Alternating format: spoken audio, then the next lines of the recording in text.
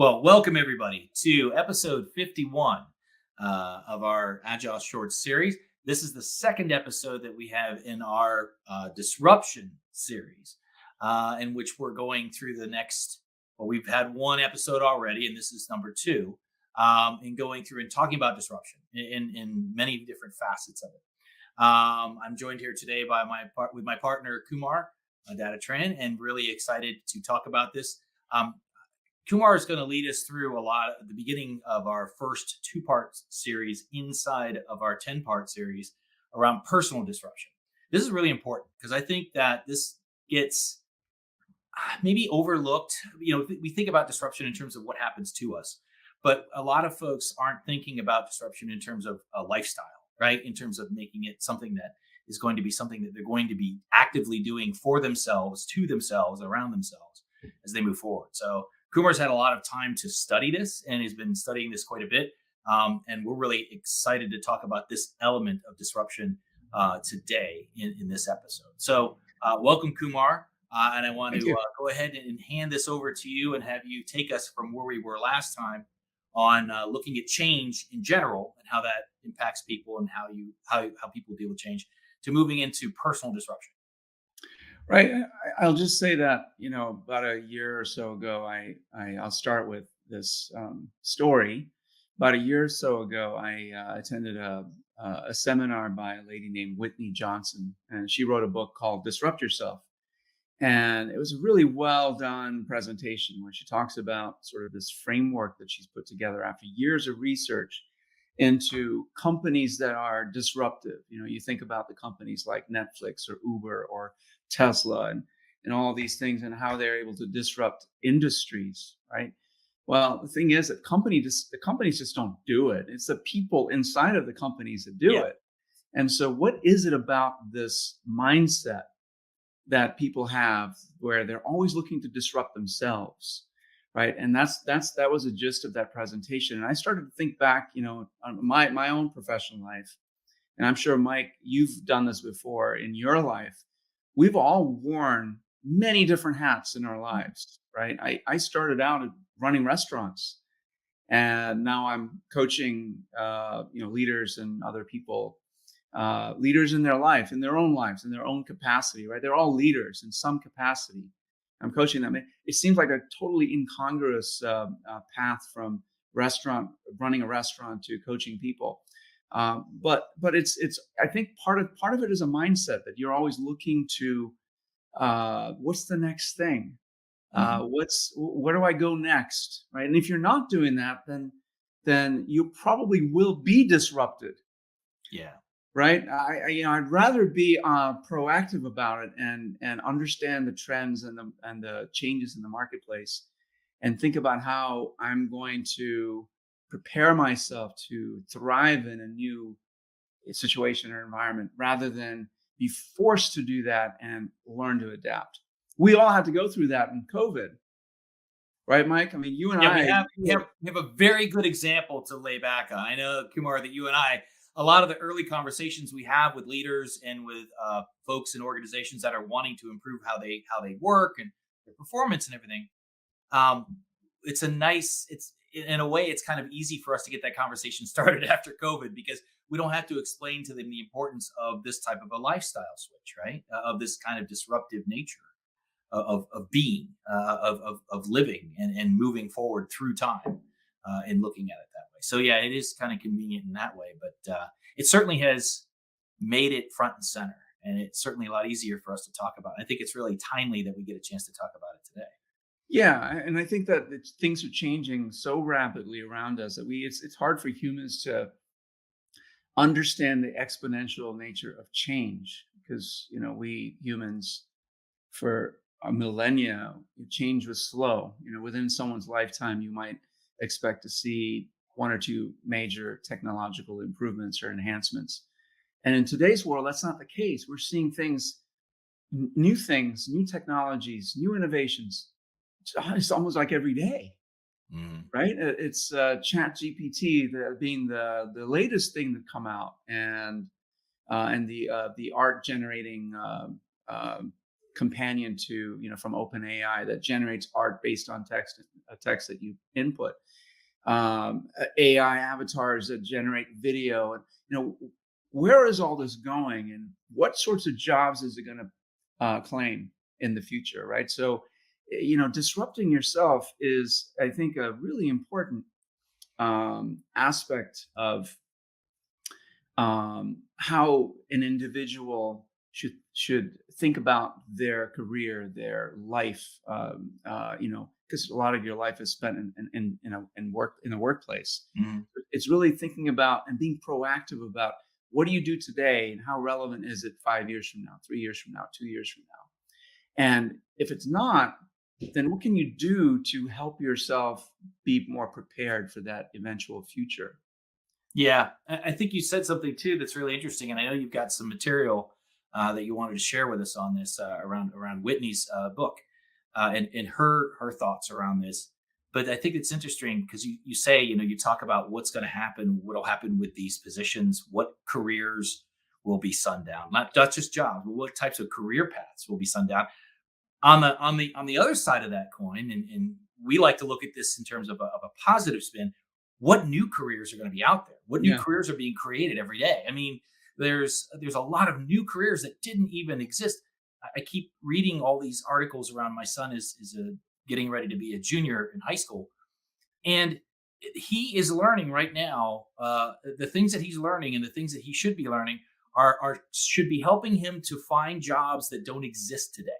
Yeah. That is an odd thing to think about from just from our generation, one generation back, right? To be learning around things that are not in existence yet, or how to get ready for things that don't exist yet. So I think this really kind of drives a lot of thought towards that type of a situation. Yeah, I agree. And this book, it's a really good book by Whitney Johnson. And of course, her keynote was based on this book. And it's really understanding this change cycle, the change curve that has driven, for the past 50, 100 years or so. We're seeing exponential change. And actually, we're living in exponential times right now.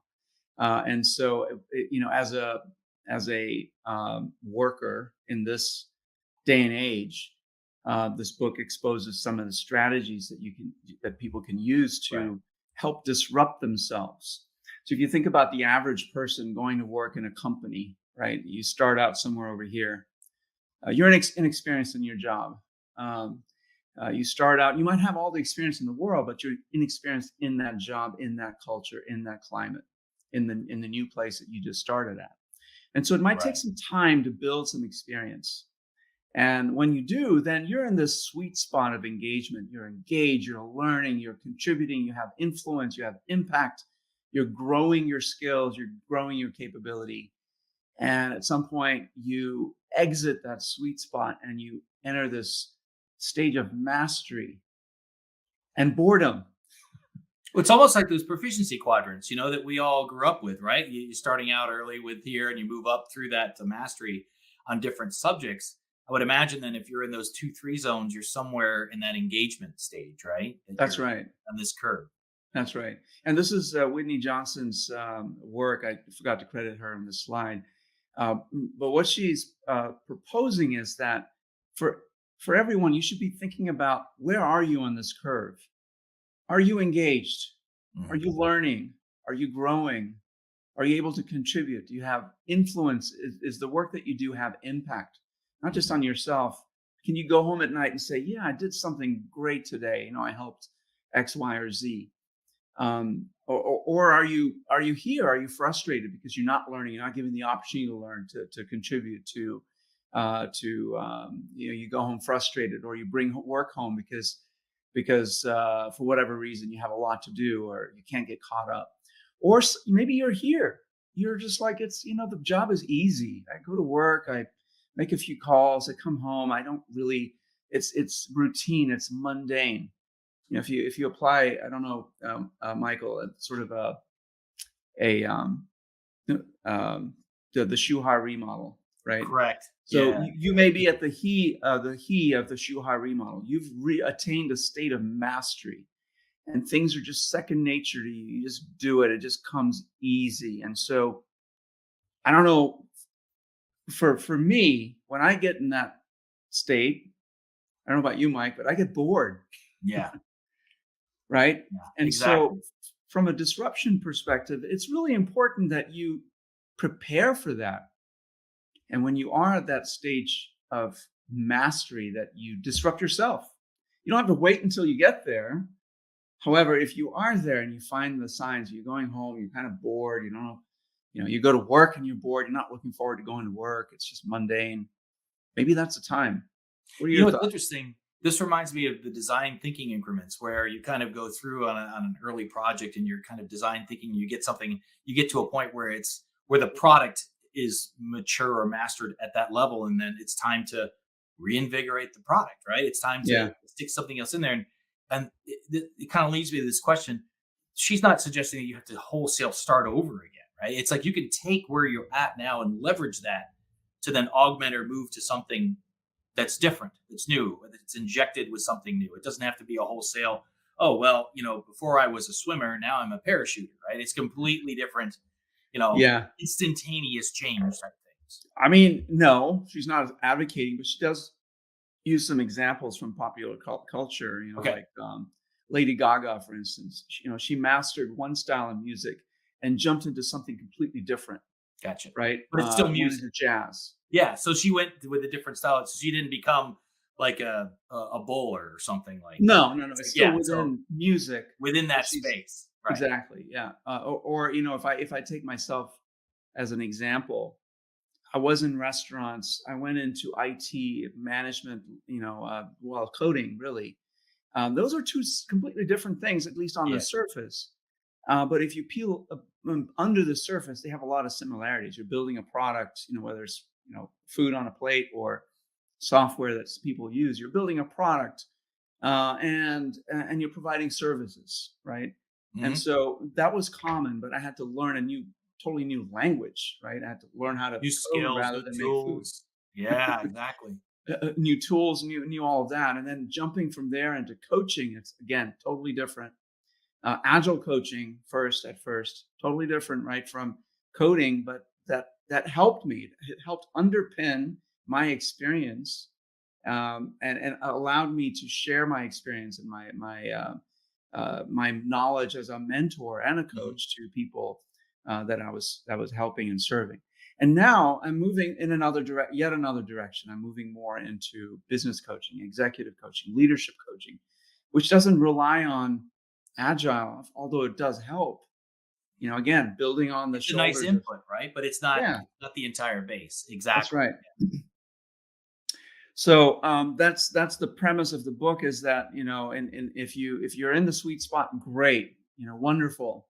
Another thing about the book she says is this life cycle takes about anywhere from 3 to 4 years, going from inexperience to mastery an average company, Well, right? that's And interesting you're because that's about the half life of information right now that you learn. that's right. The same rate. Yeah. It's Yeah, about that that's right. same pattern of 4 years.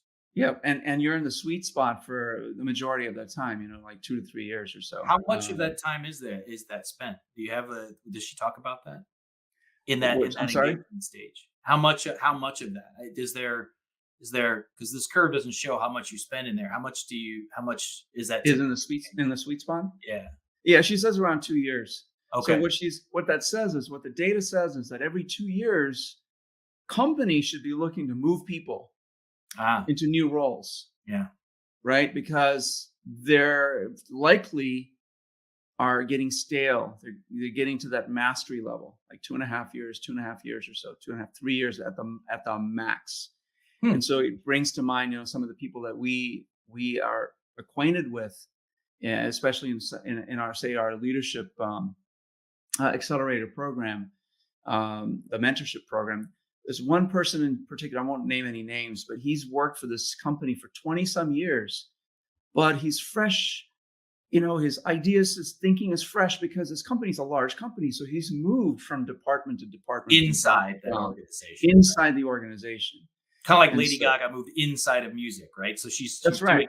It's interesting. Does this relate back to the T-shaped concept that they have in software development? Yeah, it does because you're building skills. You're becoming a more even an E-shaped person. You have deep skills in maybe multiple areas, and you have a broad working knowledge across the board. But that Um, requires movement, right? It it requires you requires to not be movement. Yeah, stagnant, it essentially. requires Yeah. movement. I think in the modern, like today's world, people are jumping jobs a lot. And 20 years ago, like people like the person I'm thinking about, they stay in their jobs. And Correct. luckily for him and people like him, the work environment is big enough to allow for growth. Every couple of Diversity years, he's going inside to of the move. He's going to do organization. something else, Yeah. right? That's And one other statistic that she says is that 70% of your workforce, if you're an organization, should be in the sweet spot. If they're if you're doing not, a good job, right? yeah, If you're creating that environment that which we talk a lot about with our clients, right? Create environments that drive the types of culture and behavior you're looking for. That's a successful company that is driving an environment which allows for 70% of your entire workforce to be in this sweet spot at any one time. that's right. And Interesting. that allows for companies to innovate, to Yeah, disrupt themselves. absolutely. I mean, if you look at the average engagement rate for the average company, it's like in the 40% range. Mhm. What does that tell you? The environment is not supporting that type of opportunity. Now, and it's interesting you say this. It is easier, I think, now than ever before to move around jobs, but Yeah, usually those folks are doing that from a company to another company, right? Versus if you're structuring your organization in such a way that they can do that internally, you don't lose that talent. You don't have knowledge debt that we talk about. that's We've had right. episodes about this, right? You That's keep right. it all in house, and they're reaching out and bringing new knowledge into you. Yeah, that's exactly right. So, what companies can take away from this session, even though it's labeled personal disruption, is if your workforce 70% or more isn't in the sweet spot, and there are tools that you can determine this, right? And we have some ourselves. Then you need to be worried because you may get disrupted, right? From a competitor that's faster moving, that's more nimble, that's more adaptable, that's more gritty, right? That they persevere through these hardships. And that's another one of the lessons from her book is grittiness. Like people that have this mindset that I'm always going to be thinking about what's next, not hey, what's my next paycheck look like, but what's next for me personally. Those people are more gritty. They set longer term goals and they achieve them Whitney did a through TED talk hardships. on that, didn't she? She did. I thought I saw. I remembered a TED talk about grit. I thought it was her doing that. That's funny. Yeah, she Yeah. does. And actually, one of the assessments that we have access to, Michael, the AQI assessments, adaptability quotient, measures grittiness, right, Yeah. of an individual. So these things are all kind of coming. There's more research over the last 5-10 years than there has been prior to that, and so these types of thinking is becoming more practiced. This is just some slides on some of the companies that have disrupted their respective industries. Right, Netflix, they disrupted Blockbuster, and Uber disrupted taxi cabs. I mean, although I will say, taxis are making a comeback. So when I go travel and I come back from my travels, it's so much easier to use a cab because they're waiting in line because no one's using them. Right, there's no All the demand. all the Ubers and Lyfts are delivering food. They all found a better. They disrupted that industry and decided, oh, there's a better way to spend our time, Yeah, and a better way to an easier way for me to do my job and to get paid. that's right. And I don't even know if Uber and Lyft could have predicted that prior to COVID. Yeah, that's a good No way. point. That's a good point. But it is easier now to get a cab than it is to get an Uber. You have to wait, you have Yeah, to look at I've your noticed app. that There's too. so many people getting Ubers. I just go walk to a cab and and it's cheaper. I'm at It's home in funny like how it's 15 flipped minutes. in just a 4 year period. It's Yeah, crazy. and of course Tesla. Go ahead. I'm sorry. Well, we're around 20 minutes. So what I wanted to see, I know there's some steps that she talks about. There's some elements that she talks about along the curve. So I wanted to make sure we got to those Yeah, elements. we're going to get to that here in a second. Okay, cool. My point with all these slides, right? Like Tesla, we're living in an age of an exponential age, and Tesla is a great example of it. It was just 11 short years ago that Tesla was founded. I mean, it was became a came into public consciousness for their little sports car, and now they're producing over 1 million cars a year. And Uh, influencing the whole industry. and influencing the whole industry. Every Yeah. car company is investing billions of dollars to build electric vehicles.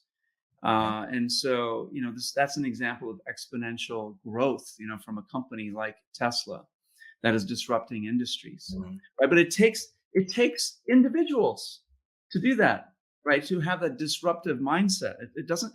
A collection of disruptive thinking people, 70% hopefully are engaged, will allow that company to disrupt or their competition. That's the horsepower behind it, right? That's right. Exactly. So, what does personal disruption look like? This is all Whitney Johnston's information, right? So it's about taking the right risks as an individual. And what does that mean to you, Michael? Taking the Looking right looking risks. within that sphere, I think of Lady Gaga. It's like looking at those risks. Like, what? Okay, jumping into a new genre and something that I have a lot of experience and knowledge with makes a lot of sense as a nice next step. Maybe it's not stepping completely over the cliff into going into sports and just doing sports halftime shows instead, right? So I think of that as a good example of staying kind of taking these strengths when you're at that mastery level, applying that to something and starting a new curve, but still being able to leverage what I'm bringing with me. A lot of it. Yeah, it's a lot about it is that, and it's also about exploring niches or areas that you haven't explored yet, where there's little competition. Like if no one is doing something, then you have a much better chance of being the first to it, right? Like Tesla was the first well, not the first, but the first successful foray into electric vehicles. Didn't have any competition. Um, this one is pretty simple to think about and understand. Plan to your strengths. What comes to mind when you see that, planning to your strengths? Well, maybe that's a little more tuned to what I was just mentioning before when I think about Yeah, taking those skills and where can I take this knowledge and reinvent something new with some of these strengths that I have, because I know we do this with the organizations we work with and then those people inside, is really having them sit down and identify what those strengths are, because yeah, we don't spend enough time doing that. So I think that's knowing right. your strengths is good, but then once you know them, how can I parlay that into something else, especially going Yeah. into new areas. The thing about strengths is that people don't see themselves as being strong in some areas. Yeah. They think of themselves as being stronger in areas maybe they're not that strong in. And so when you're thinking about planning to your strengths, it's really useful to ask others around you or do some research. What kind of work drives your passions? What kind of Mhm. work do you get often? What type of work do people give you because they know you can do it? Right? Those are your strengths. Maybe not always what you think are your strengths. Well, you mentioned one I think that's key is what drives you. What are you passionate about? Yeah, Because that is a strength that people don't think of as a strength. that's right. And they've more than ever, you've been able to actually look at that and go after it and have an opportunity to achieve something with it more so than any other time in the modern age in terms of finding things that you would like to leverage. That's right. Yeah, and then this is a really key point: embracing constraints. I'm going to go with your asking you what that means to you, Mike, first before I. Well, in looking that same type of thing in terms of assessing where your strengths are, trying to figure out what are the limitations that you have. I would say that kind of aligns back to that first one as well. To say too big of a leap, certain things might be prohibitive in one step. Yeah, Maybe it's something to do in smaller steps. yeah, To yeah. That's part of it. I think in her TED talk and in her book, what she talks about a lot is well, the example she gives is startups, funded startups. The number one reason they fail is they ran out of money. Bootstrap startups, the number one reason, the reason that they ran out of money is like way down the list, way down the list. Why do you think that is? I'm Funded not sure. startups, the number one risk, they ran out of money. Don't know. It's the idea of constraints, and they have all this big pot of money that they can go blow through and test out their idea. The bootstrapped startups, they don't have all that money, so they have to They have work to with be what they cautious. have. Yeah. They have to work through their constraints. They have to think outside the box to get past those constraints, right? And so, from a personal disruption perspective, it's working through your constraints, embracing them, figuring out ways past it, right? So whatever your goal is, or the constraint that's holding you back. So that was for me, was a real eye opener. And it's the same with a business, Yeah. right? A constraint in a business is something that you have to sort of embrace and overcome in order to attain new levels of profitability. And then battling entitlement. I'm just going to go through these just in the interest of time because we're at the 25-minute mark. Yeah. We're getting close. Um, this is really just, not putting too much stock into your accomplishments. Like, oh, I've done that and I've done this and I don't need to, whatever. And I'm much better than that. And it's kind of just being humble about your achievements that you've had in your career, using it to fuel future gains, but not relying on them. So you need to battle that, sort of that instinct to do that. A little bit of that A frame, B frame, right? Being a That's true. little Yeah. overconfident in some areas and a little underconfident in other areas. You probably should have a little more. You should be a little more confident about. Good point. That's a good point. And then, of course, this, just growth, right? So just taking pauses every so often, taking time off, and writing in a journal, and just recognizing what you have done, what you have accomplished, stepping back, recognizing, reflecting, and then growing. It's part of our leadership, et cetera. We do talk a lot about these types of things as Right. part of the John Maxwell series and as part of Management 3.0. And then learning from failures, that it can teach you a lot, right? So embracing your constraints and learning from failures is a huge key in disruption, in disrupting It's very yourself, big. disrupting your thinking. Yeah. And even how is failure looked at, right? Yeah. We talked about that in the very first episode back a couple weeks ago around change. It's one of the reasons people fear change is the fear of failure and the Right. environment and that culture around failure and how it's looked at. And it's not looked at as a way to grow or a way to expand or to continue to disrupt yourself. It's looked at as something that sets you back instead of moves Right. you forward. And I think that's huge about that environmental element of being in a situation where you can personally disrupt yourself because your environment is not only permitting you to, they're encouraging you to, and they're promoting. Yeah. A lot of it is environmental, but from a personal perspective, you can assess it almost clinically, right? Mm. Where you are right now, what's the environment like? It may be time to leap, move somewhere else if the Yeah, environment is such that it doesn't support your growth. it's right. And this is something you can do on your own. When it's the companies, it's harder, right? You're trying to change culture, Mhm. change the environment, change the climate. It's hard. It takes time. And then finally, this one I think is probably one of the more important one. Be discovery driven. So always looking to, again, it's like, what's next? What am I going to learn? How do I get there faster? That kind of thing. Yeah, having that childlike enthusiasm about the Yeah, unknown and that's right. looking into things, right? And these 7 steps, they're not linear. It's not like you start out you start out here taking the right risks and you work all the way here. These are more, where you find yourself. But these principles, I liken these to principles from Whitney Johnson's book, where you can apply these to your own personal disruption all the time. It's kind of and the first step, of course, is to assess where you are on On the the curve. curve, right? Yeah, exactly. Right. So where are you on this curve? And so assessing where you are and then taking the appropriate steps.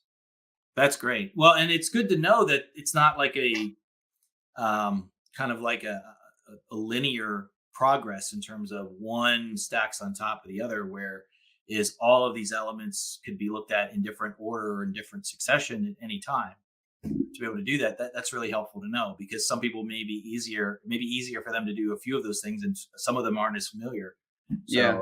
those would be things that they would have to kind of a little more of a stretch for them to try, right? Yeah. To do. So it's I interesting. would say, yeah, and the intent from Whitney Johnson is that it is sort of linear in the beginning. At least, play to the right.